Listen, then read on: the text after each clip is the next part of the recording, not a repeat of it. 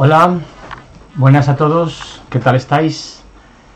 Hoy vamos a empezar con otro tema muy interesante, importante también. Como veis, hemos cambiado un poco la versión de presentación de los vídeos.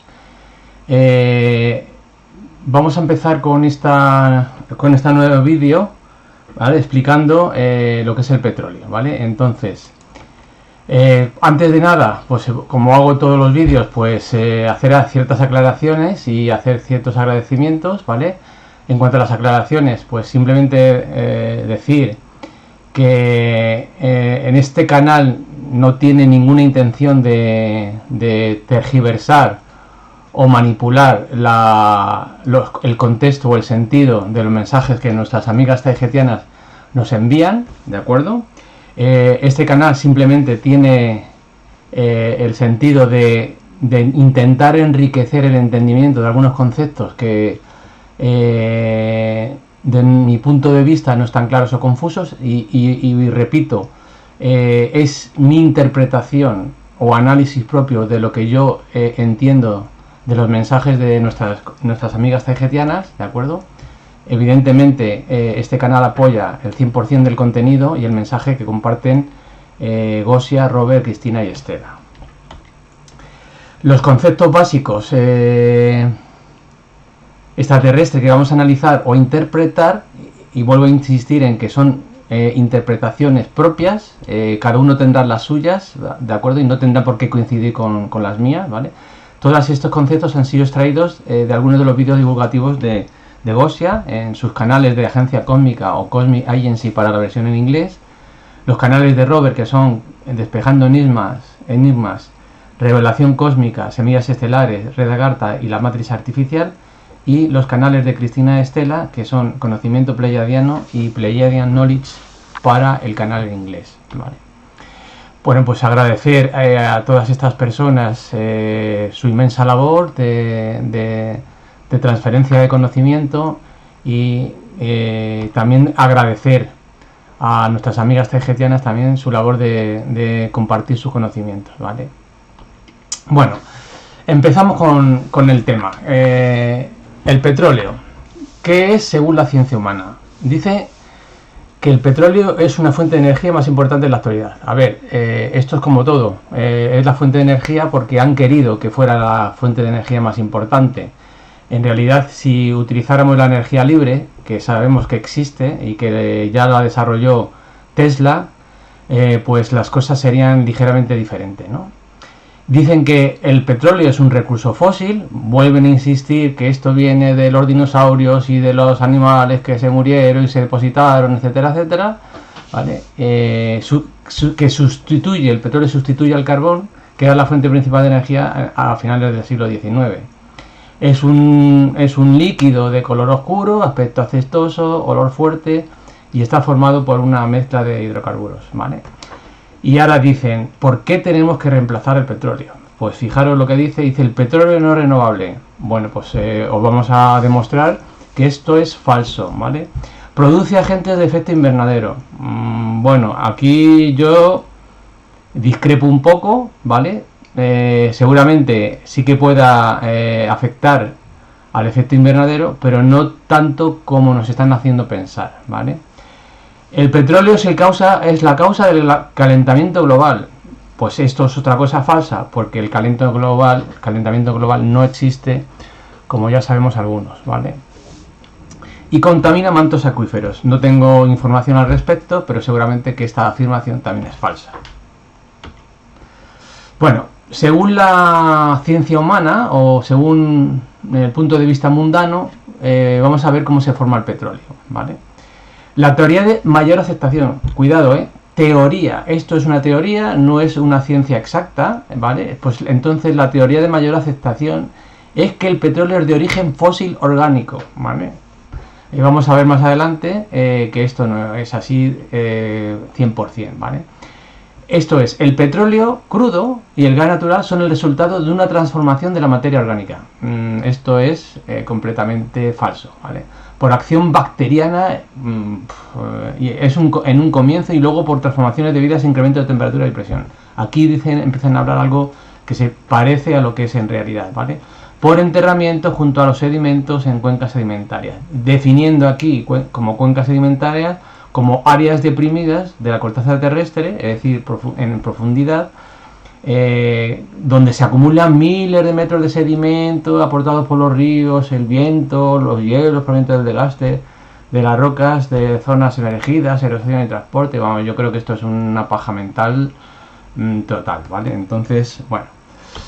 Vamos a ver entonces qué es el petróleo según nuestras amigas taijetianas. ¿Cuál es el concepto extraterrestre del petróleo? Vamos a ver qué es y cómo se forma, ¿vale? Entonces, ¿qué es? Pues vamos a ver, lo que no es una sustancia, no es una sustancia compuesta por sedimentos de origen orgánico, ¿vale? Acumulado por millones de años, es decir, sustancia fósil no renovable, ¿vale? Todo esto no escasea y además es autorrenovable por procesos internos del planeta, como vamos a ver de forma inmediata. El petróleo sí que es un hidrocarburo, ¿vale? En la manera en que está constituido principalmente por átomos de hidrógeno y de carbono, pero no es de origen estrictamente orgánico, ¿vale? Es un mineral líquido, ¿vale? Quedaos con esto, es un mineral, no es un combustible fósil de los que decíamos antes, ¿vale? Es un mineral líquido que está producido por la Tierra por un proceso de transmutación química, ¿vale? La transmutación química era la conversión de un elemento químico a otro, ¿vale?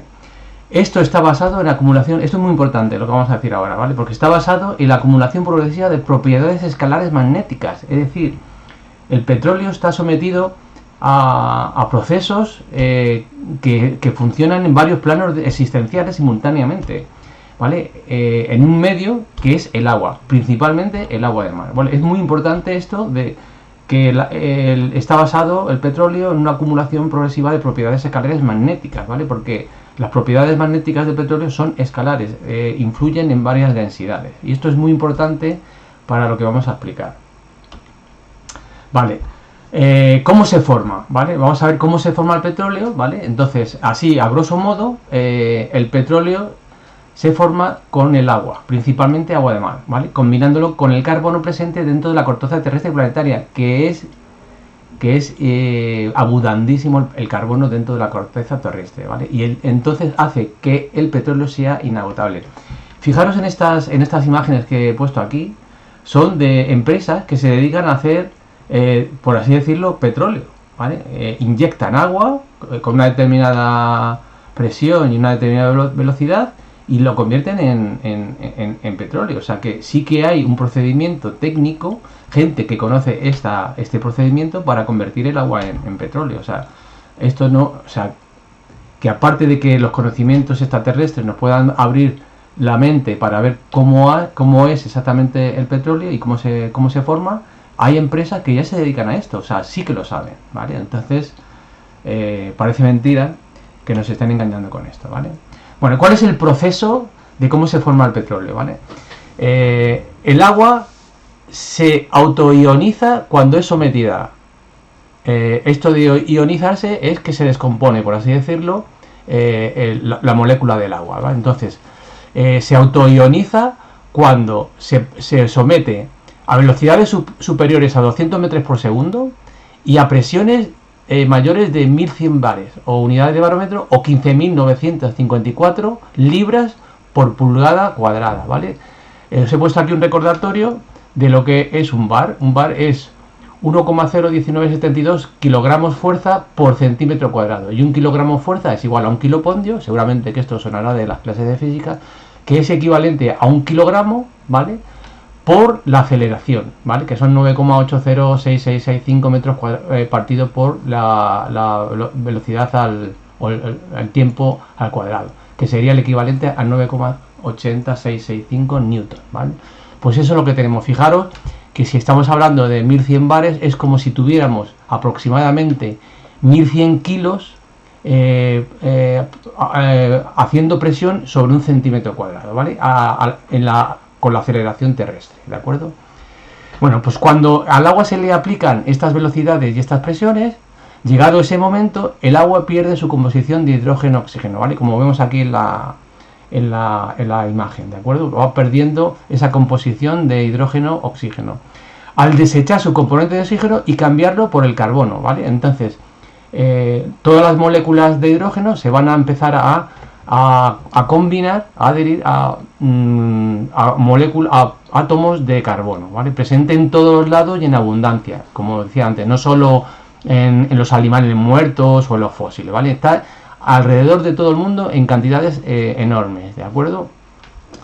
Bueno, pues todo este carbono se combina con el hidrógeno, que se adhiere fácilmente, formando nuevas moléculas transmutadas, ¿vale? Os recuerdo, transmutación, conversión de un elemento químico a otro, lo que da lugar a un hidrocarburo, ¿vale? Y esto también es importante porque el petróleo podría ser como un producto que estuviera en varias dimensiones, ¿de acuerdo? Luego vamos a ver exactamente qué es esto, ¿no? La transmutación se debe, primero, al flujo energético producido por el mismo movimiento del agua, es decir, a esos 200 metros cuadrados, 200 metros por segundo, 1100 bares, etcétera, a los vórtices electromagnéticos intraterrenos del magma, o sea, ahí hay también un magnetismo importante dentro de lo que es el magma, y al mismo gu negro, ¿vale?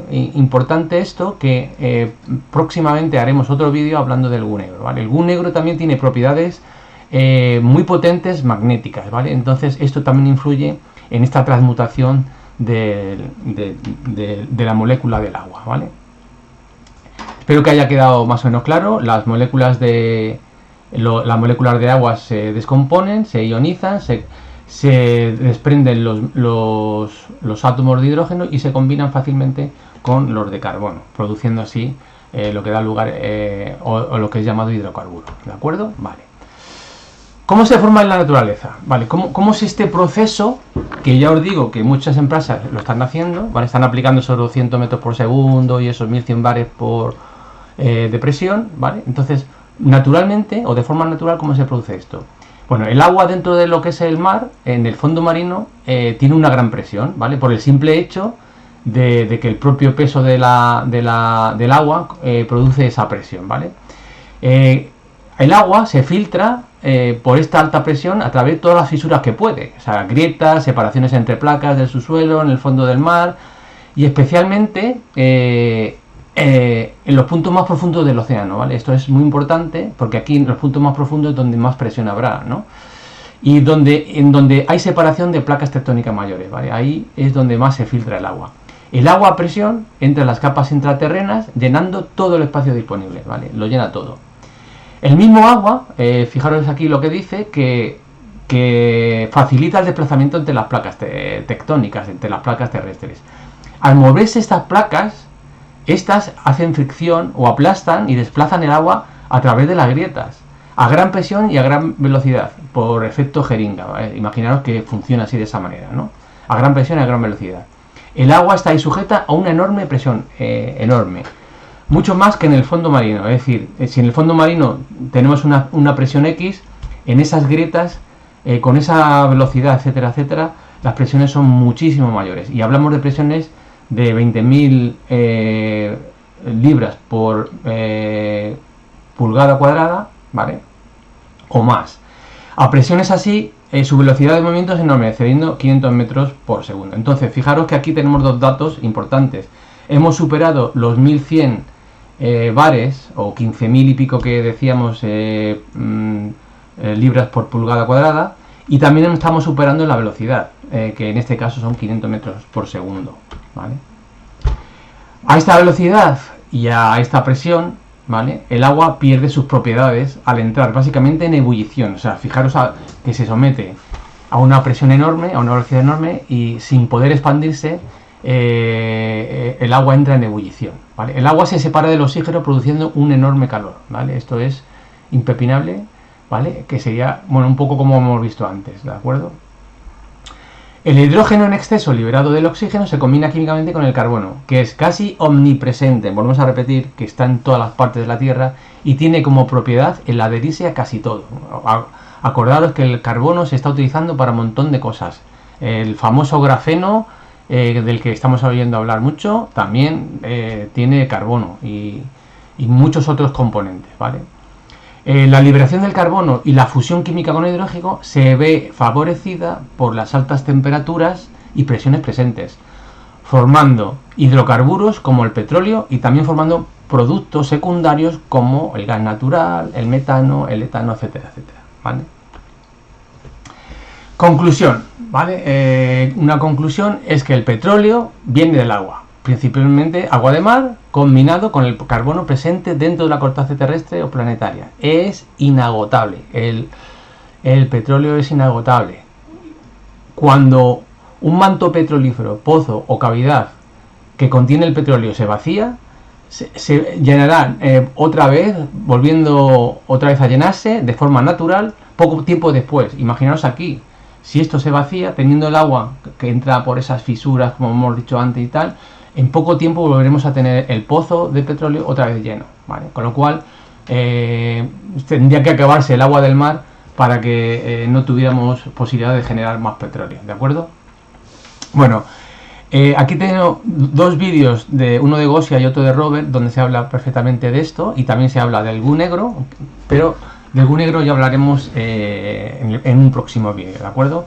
Bueno, creo que este es el final, espero que lo hayáis entendido, que haya quedado claro. Esta es mi interpretación, o por lo menos esto es como nos lo explican nuestras amigas tarjetianas, y yo creo que está bastante claro, ¿vale? El proceso lo están utilizando otras empresas, con lo cual no es ninguna entelequia, ninguna historia mental, ¿de acuerdo? Entonces, aquí acabamos el vídeo, ¿de acuerdo? Y nos vemos en el siguiente. Venga, hasta luego.